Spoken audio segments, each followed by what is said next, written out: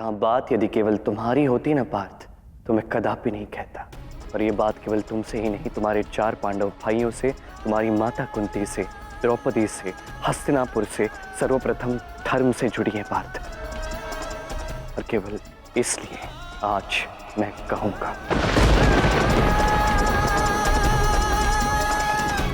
महाराज धृतराष्ट्र, क्या बोलने की आज्ञा है? अवश्य, बोलिए कृष्ण।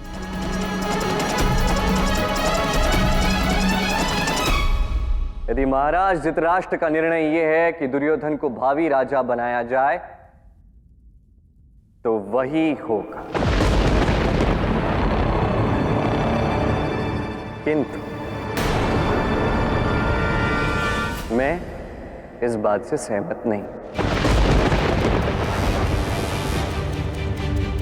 मेरे विचार से जो मत युधिष्ठिर का था वो सर्वोच्चित है। इस राज्य के हित के लिए, यहां उपस्थित हर एक व्यक्ति के सुख के लिए, शांति के लिए इस राज्य का विभाजन होना ही सर्वोच्चित विकल्प है।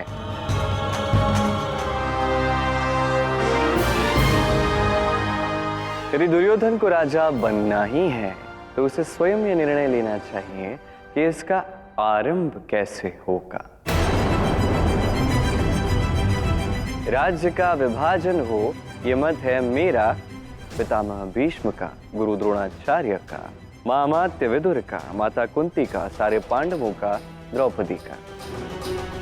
अब यदि महाराज धृतराष्ट्र इन सब के मत के विरुद्ध जाकर दुर्योधन को फिर भी भावी राजा बनाते हैं, उचित है। पर यह बात स्पष्ट रूप से कही जा सकती है कि सभी के मन कहीं ना कहीं दुखी हो सकते हैं, अप्रसन्न हो सकते हैं। अब मेरा प्रश्न यह है कि क्या दुर्योधन राजा बनने की इस यात्रा का आरंभ इस नकारात्मक ऊर्जा के साथ करना चाहता है? मेरा प्रश्न है कि क्या यह दुर्योधन के भविष्य के लिए उचित होगा? नहीं नहीं, मैं अपने पुत्र के लिए ऐसा अमंगल आरंभ नहीं चाहता। श्री कृष्ण, कृपा कर आप ही इस समस्या का कोई समाधान बताइए। एक दान।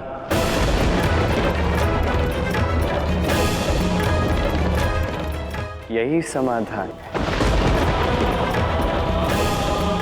दुर्योधन को अपने मन से निकले एक दान को पांडवों को देना चाहिए।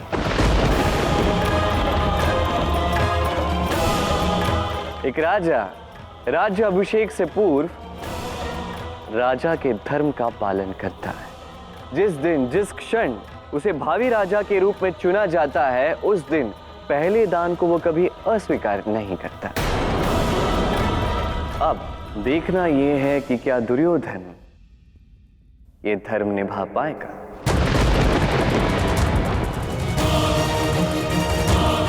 ठीक है, पहले दान मांग, मैं निर्णय उसके बाद बताऊंगा। मांगिए, क्या मांगना है आपको पांडवों के लिए? मैदान स्वरूप तुमसे समस्त हस्तिनापुर नहीं मांग रहा। मैं बस इतना कहूंगा, इस समस्त हस्तिनापुर में से कोई भी एक भाग पांडवों को दान में देना है।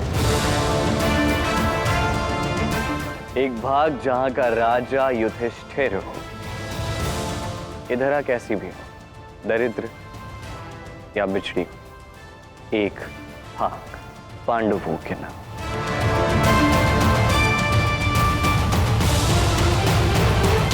अवश्य ये कुटिल कृष्ण कोई बड़ा खेल खेल रहा है। पुत्र दुर्योधन, तुमसे मात्र धरती का एक टुकड़ा मांगा है और तुम इतना सोच विचार कर रहे हो।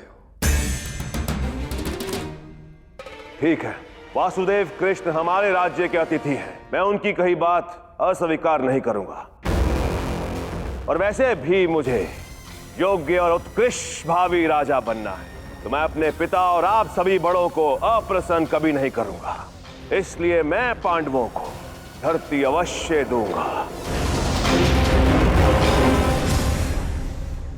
किंतु कौन सी धरा दुर्योधन, कौन सा प्रदेश? महामहिम भीष्म, दुर्योधन का निर्णय तो हस्तिनापुर का मानचित्र के अवलोकन के बाद ही किया जा सकता है।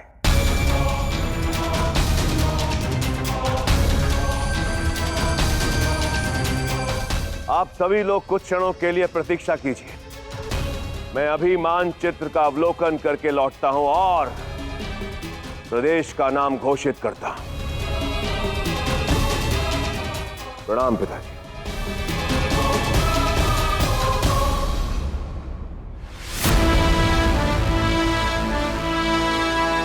हम पांडवों को वो धारा देंगे जहां जल ना होगा, ना अन्न का दाना उगेगा।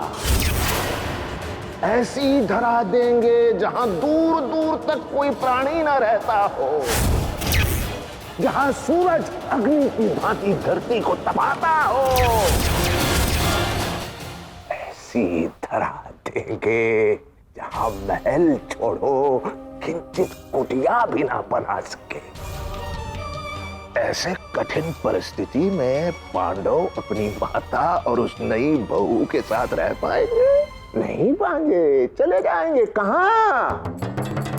पांचाल। आजीवन घर जमाई बनकर अपमानित होकर जीवन बिताएंगे पांडव। मामा श्री, मुझे तो लगा था कि वो कृष्ण बहुत बड़ी चाल चल गया, लेकिन आपकी कुटिल बुद्धि के आगे उसकी क्या पिसात। किंतु आपने हमारी समस्या का एक अद्भुत समाधान निकाला है। किंतु भांजे, इतनी सरलता से हम धरा नहीं देंगे पांडवों को। उनसे वचन लेंगे कि इसके पश्चात वो कभी कुछ भी नहीं मांगेंगे। हाँ मामा श्री, हम वचन लेंगे, हम उनसे वचन लेंगे। किंतु मामा श्री, हमारे प्रदेश में ऐसी कोई धरा है? और नाम है खांडव प्रस्थ।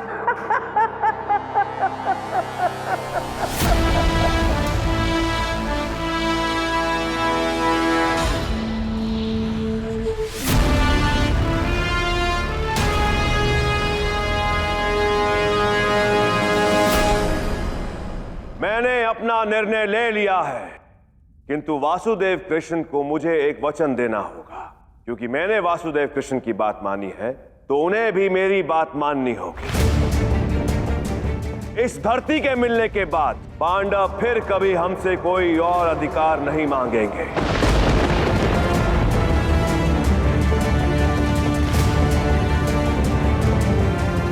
पांडवों को यह बात स्वीकार है। तो ठीक है, मैं पांडवों को दान में खांडव प्रस्थ का पूरा प्रदेश देता हूं।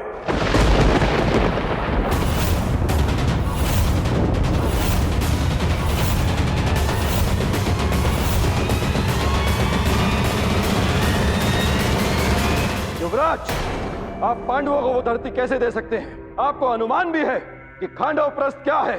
वो एक श्रापित धरती है, एक बंजर धरा है। पितामह ने सही कहा। वहां अन्न तो क्या, एक दाना भी नहीं उगता। वहां मनुष्य या व्यक्ति कोई जीवित नहीं रह सकता। महाराज, ये तो अन्याय है, घोर अन्याय। ये आप सब लोग कैसी बातें कर रहे हैं? अब आप सब लोग अपनी बात से पीछे नहीं हट सकते। आप सभी ने कहा था कि मैं पांडवों को दान में कुछ भी दे सकता हूं, और अब जब मैं पांडवों को दान में खांडव प्रस्थ दे रहा हूं, तो इसमें आप सबको कैसी आपत्ति? वो आपत्ति नहीं, विपत्ति समान है धरती। ये दान नहीं, चाल है तुम्हारी दुर्योधन। हम पांडवों को सदा सदा के लिए इस राज्य से निष्कासित करने की मलिन चाल है तुम्हारी दुर्योधन। शांत हो जाइए बड़े भैया। हमें माधव से पूछना चाहिए। बताइए माधव, क्या हमें ये दान स्वीकार करना चाहिए या नहीं? जो कुछ भी मैं कर सकता था मैंने किया है पार्थ। अब मेरे हाथ में कुछ नहीं है। इस परिवार के बड़े बड़े लोग, हस्तिनापुर के बड़े बड़े व्यक्तित्व ये सब देख रहे हैं, किंतु कुछ कर नहीं रहे। अब सब कुछ तुम भाइयों के हाथ में है। या तो इस धरा को स्वीकार कर लो या तो छोड़ दो। महाराज, क्या आपको ठीक लग रहा है कि हमें खांडवप्रस्थ जैसी धरती दी जा रही है? दुर्योधन ने अपना वचन निभाया है, भला मैं इसमें क्या बोल सकता हूं। ये अधिकार श्री कृष्ण ने स्वयं दुर्योधन को दिया है और वो उसका उपयोग कर रहा है।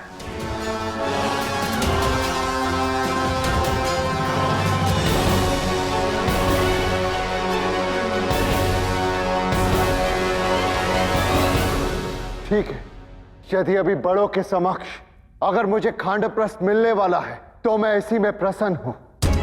कम से कम इससे हस्तिनापुर पर यह कलंक तो लगेगा कि महाराज ने यह अन्याय किया।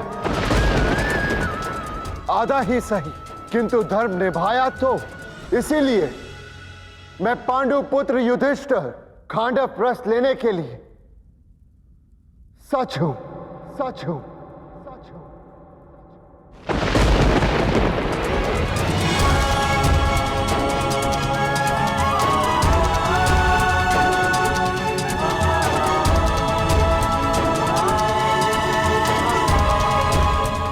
यदि इस धरती के प्राप्ति के कारण माधव बने तो अवश्य सब ठीक ही होगा। उत्तम, अति उत्तम। तो फिर पांडवों को खांडवप्रस्थ विदा करने का और मेरे राज्य अभिषेक करने का आयोजन किया जाए। हस्तिनापुर के भावी राजा दुर्योधन की जय।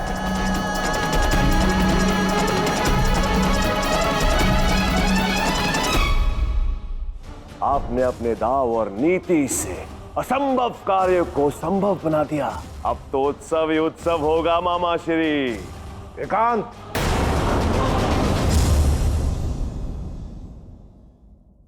ये समय उत्सव का नहीं है दुर्योधन, ये समय है सावधानी का।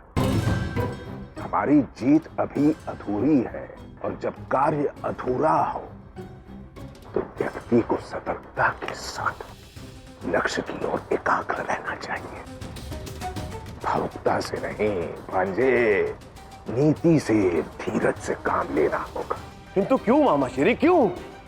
जो पांडवों को चाहिए था उन्हें मिल गया। अब वो वहां बसने के लिए जीवन भर कठोर संघर्ष करेंगे और हम यहाँ पर चैन से राज चैन से राज। तो फिर कैसी सावधानी मामा श्री? अब तो कोई संकट भी नहीं है। एक संकट शेष है, वो कुटिल कृष्ण। वो कुछ भी कर सकता है भांजे। वो कुटिल कृष्ण कुछ भी कर सकता है। वो चाहे तो पांडवों को सशक्त बना सकता है। और स्मरण रहे दुर्योधन, जनमत सदैव शक्ति की ओर झुकता है। और वैसे भी पांडव पहले से ही प्रजा के प्रिय रहे हैं। यदि वो सशक्त हो जाते हैं तो प्रजा उन्हीं की ओर चली जाएगी।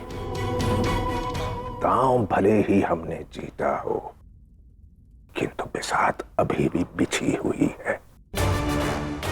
कौन कैसी चाल चलेगा कह नहीं सकते। तो क्यों ना हम उस वासुदेव कृष्ण को ही अपने पक्ष में ले लें?